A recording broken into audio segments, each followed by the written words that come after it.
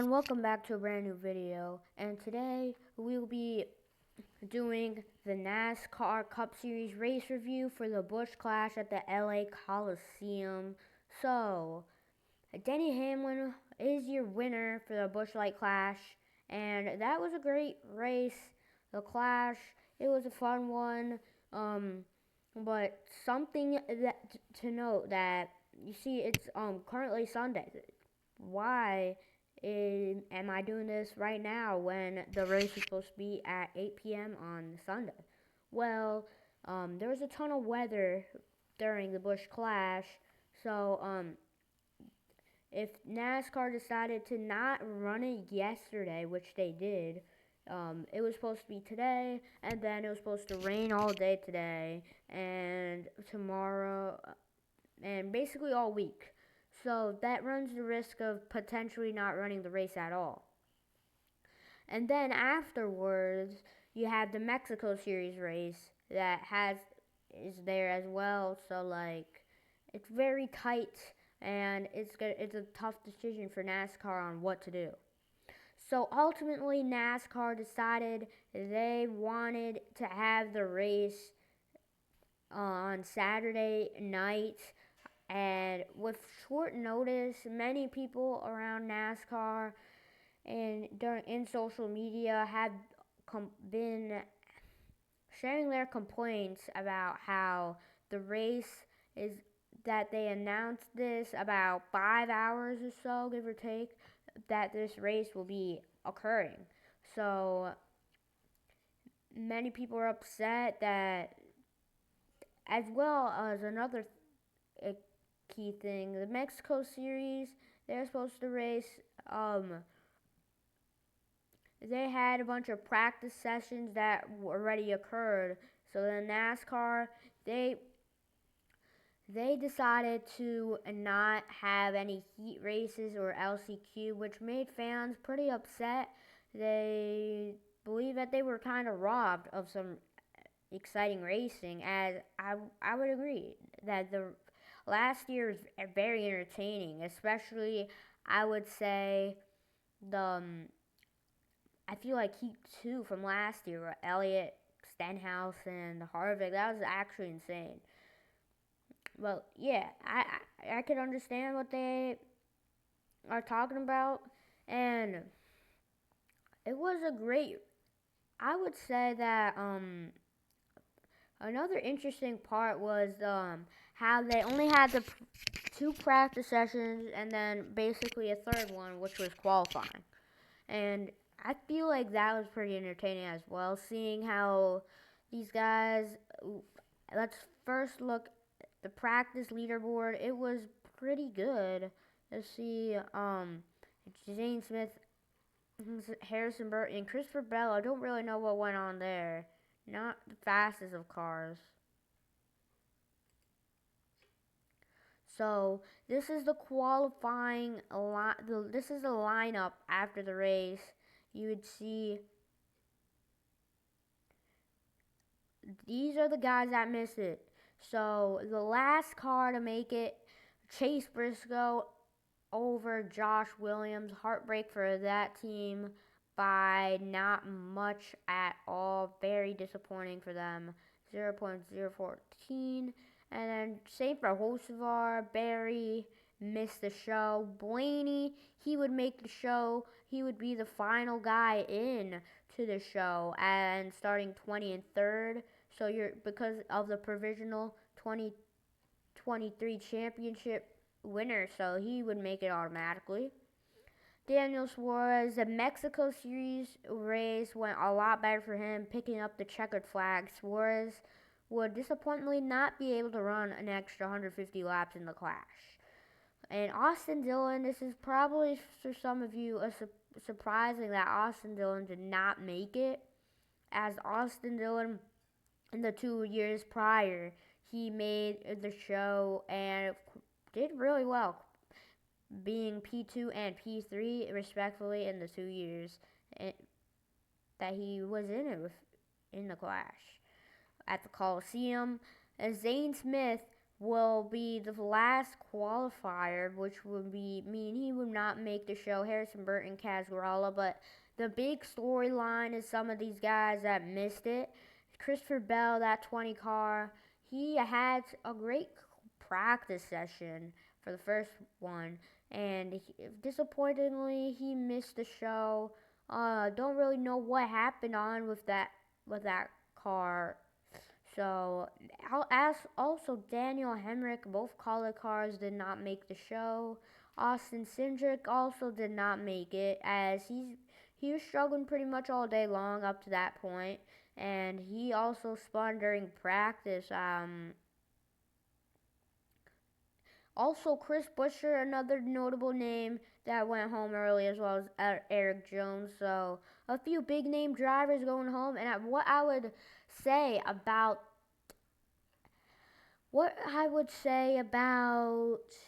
that, which was weird, we've never seen practice and qualifying kind of combined, I would say. But it's kind of better, kind of like the time. But like I kind of wish that they took that last part out and still implemented the heat races. But there wasn't really much time at all. They had a whole hour before the race starts to do all that. So I understand NASCAR's idea with that, which which it was very tough to put all this show on. But I applaud NASCAR being able to get the show to happen, and it was a pretty fun race. But before we get into that, the starting lineup for the Clash at the Coliseum, so it would be Ryan Blaney, P23, and then Chase Briscoe starting up right in front of him. 21st, John Nemechek, and then the top 20, we got Ricky Stenhouse, Martin Truex Jr. 19, Coy LaJoie 18, Noah Gragson 17, Todd Gilliland 16, Mike McDowell 15, Chase Elliott 14th, Brad Keselowski 13th, 12 Ryan Preece, 11 Tyler Reddick, Justin Haley P10. He had a solid day. And then Bubba Wallace, he was up there pretty much all day long. Kyle Larson had a good day. Chastain, he was involved in a ton of incidents. Then we got William Byron P6, Kyle Busch P5, Alex Bowman P4. Ty Gibbs started at P3 for the second year of his NASCAR Cup Series career. And then Joey Logano P2, Denny Hamlin started P1 with the pole position. Now we got this race. So Hamlin leads the field to the green flag. And then Logano takes the lead. Hamlin gets it back a few laps later. But then not much happens for the rest of this race.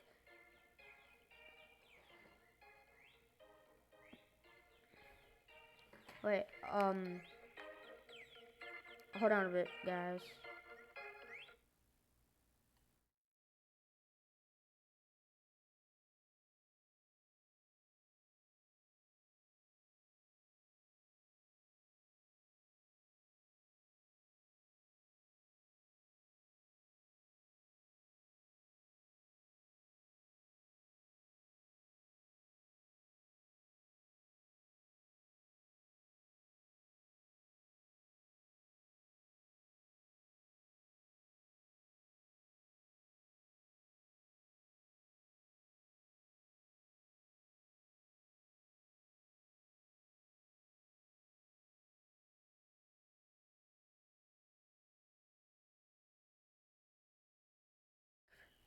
Sorry about that. I got called. So the first half, I would say, was fairly clean, but there was a lot of great racing in the middle of the pack. Clean, but it wasn't a crash fest. They were all making positions. They were all all tight together throughout the whole top part of this field. And then we saw about lap 50 Ty Gibbs, who would be the fastest car of the day. He would lead, and then Denny Hamlin, he would be falling back. Hamlin, he gets passed by Logano for a P2 a few laps later. And then later on, we would see Hamlin fall down to 7th. It looked like he would not be having a car that could contend for the win. And then we got Todd Gilliland bringing out the first caution of the day after he spins from about 22nd, and I believe he had a brake failure there. We're not really sure. And also, one thing to know is Noah Gragson was very off the pace early on. He got lapped like twice in 50 laps. Next, we'll be coming to the halfway break around lap 74, 75 is what it was. And then right before it, John Hunter spins. LaJoy and bodies him out the way. The 42 spins out, and that brings a caution. Many people believe that that was the end of the first half, and it was time for the halfway break. But then Joey Logano, but then NASCAR had the lap counter wrong. It was actually lap 74, not lap 76. And then they go with one lap shootout. Logano, Kyle Busch up there. Larson makes an amazing restart and moves up. So it was a pretty entertaining race to that point. But the big chaos was around lap 76, 77. As Logano and Gibbs are out up front, Larson gets bumped. Logano, Larson have been there pretty much all day long. But he gets knocked out the groove. His car has an issue.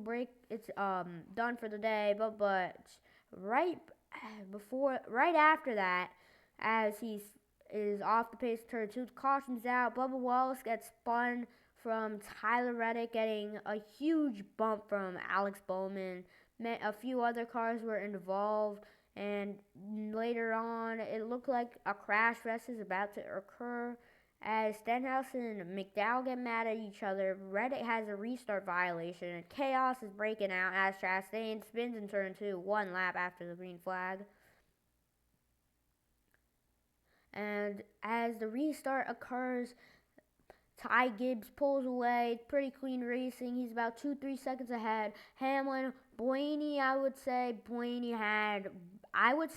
was probably going to win that race if there's an extra couple laps. Blaney was the fastest car late in that race. He started P23. He drove through the field up into the top 5 late, and he just needed a few more laps, a few more restarts, and he probably could have got it done, as he was battling Kyle Busch late there. Also, Ty Gibbs was dominating late in the race. Lap traffic.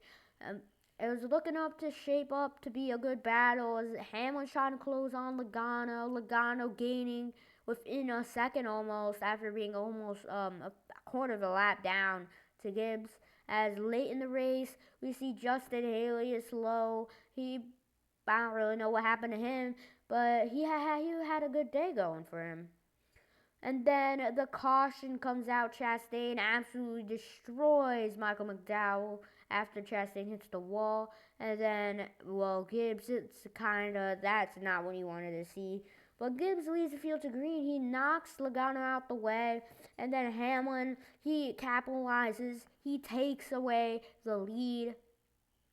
Very chaotic. But then later on, coming to a few laps ago, 5, 4, 3, it was from 9, 10, 9, 8, 7, 6, 5, 4, 3, and then coming to 2 to go. Gibbs hounding the 11 of Denny Hamlin, waiting for him to make a mistake, just waiting for the perfect opportunity to knock his teammate out the way so Gibbs could get it done.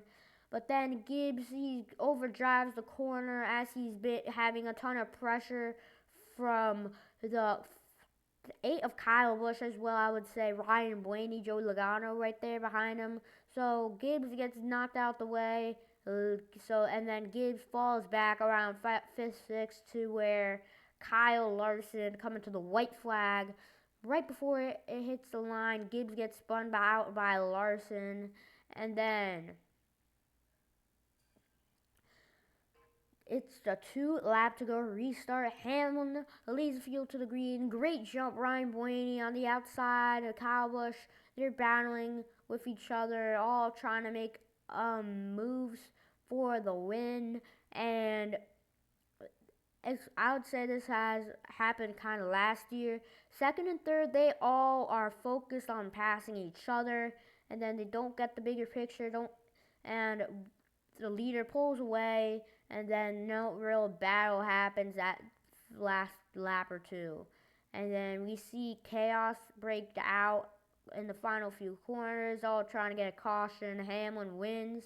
The NASCAR does not throw the caution as Bubba Wallace gets dumped by Kyle Larson, and Ross Chastain, Reddick are heated. They both wreck and turn, and then Chastain, and right after the finish of this one, Reddick and Chastain into the outside wall, and then Hamlin goes and burns it down, and then here we go with the race results. So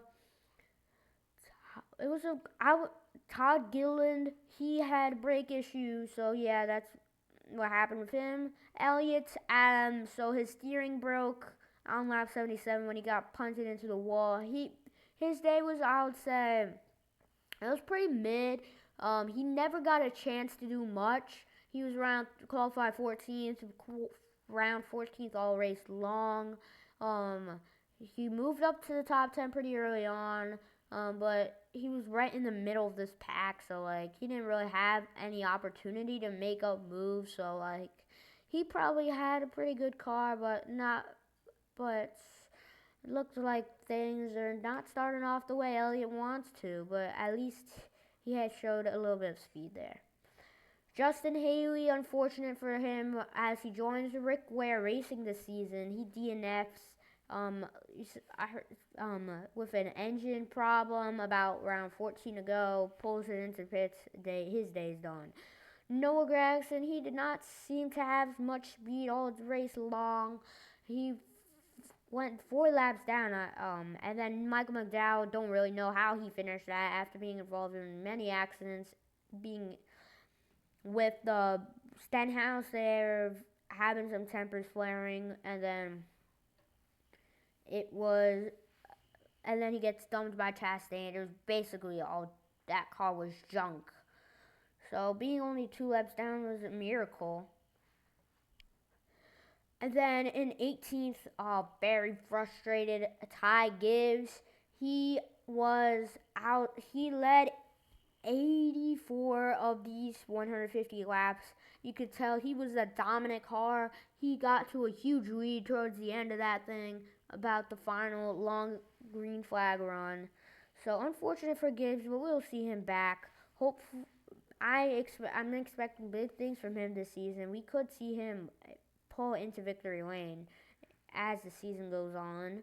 Then Corey LaJoy, he was kind of in the middle of the pack with all those mess. As well as Stenhouse. He got heated with John Hunter Nemechek as well as Michael McDowell, so not much going on. This is all the area where chaos is breaking loose around. Most of these guys are all the guys involved in accidents. But Ross Chastain, he got dumped. He dumped some people, and then him and Reddick were involved in some stuff after the race. And then Reddick, I believe he dumped his teammate after getting a huge bump from Bowman, and then he looked like he had a pretty good car. I saw him around Elliott all day long, and then he kind of fell to the back, never got his way back through the field. Reddick, Toyota had 6 cars in the field. Toyota looked like they were the master class in the field, especially Hamlin and Gibbs. And then Reddick, but Nemechek, he got dumped. This is the back of the pack. And Bubba Wallace was literally in the thick of things. He got dumped. He and Larson were going at it a ton, and then he got dumped on the last lap. Well, very unfortunate for him. They didn't even finish the race. Ryan Preece in the P11. Many of us believed he could be an upset to win this race, but we never really saw him up into the top 5. He was just hanging around 6th through 10th, I would say, all day long. So not much from him. And then we got William Byron. He's been in the top 10 every single lap. He has ran in the Coliseum. And then Byron, he's been solid. He's been, I would say, a 5th to 10th place car, right where he finished all race long. So kind of his car kind of got worse and worse as the race went on. And then we got Martin Truex Jr. He was pretty okay. We didn't really notice him early on. Then I'll say around halfway point of the race, he made moves into the top 4, battling with Larson and Logano and them right around the top 3. And then he never really, once he fell back, he never really gained much, and he was just right in around in the middle of top 10 all race along from then on. Then Brad Keselowski, he finally made the show. He had a decent run. Not much happened with him. And then he got a solid P8 for that team after that chaos with Larson and Bubba. So a lot of position changes from, like, I would say 12th, 5th in that final few corners. Then we got Briscoe, the last car to qualify in without using a provisional. So good for Briscoe. He kind of moved up for the field. He was pretty quick. We didn't really see much of him until later in the race. And then we got Alex Bowman. He had a decent day. He looked like he was a real quick car early on, and I thought Bowman was kind of my pick to win after around the halfway break. He was right there the whole time. And then Mr. P5, the number 5, Larson, 5th at the Coliseum again. 3 races in a row. So it's getting frustrating for him. He's been top 5 every single race. And he's just solid. He's running back, competing for the win, and then just falls back a little bit. But that is basically how this race went. Then we got Joey Logano, qualified P2. He was inside the top 5 basically all race long. He led about a good amount of laps. 8, actually, that's not that much. But he was very quick. I would say 2nd, 3rd best car all day long. And then the 4th best, and then Blaney, the fastest car there late. 2 Penske cars right there. And Hendrick actually ran really well today. Just Elliott crashed late and had steering problems.